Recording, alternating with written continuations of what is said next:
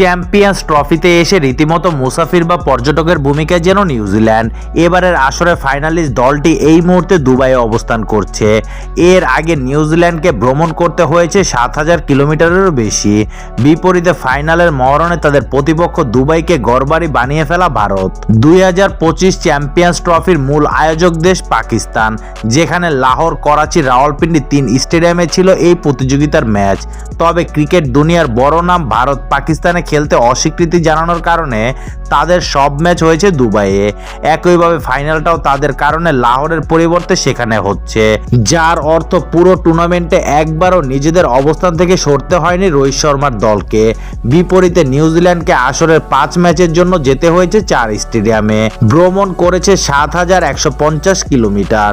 আসরের উদ্বোধনী match New Zealand খেলেছে পাকিস্তানের বিপক্ষে। সেই ম্যাচ ছিল করাচির ন্যাশনাল ব্যাংক স্টেডিয়ামে।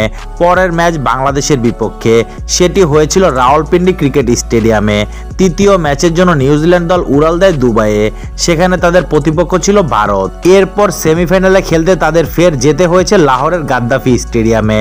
ভ্রমণ করতে হয়েছে 7 ঘন্টারও বেশি সময়, যেখানে দক্ষিণ আফ্রিকাকে হারিয়ে ফের ধরতে হয়েছে দুবাইয়ের বিমান।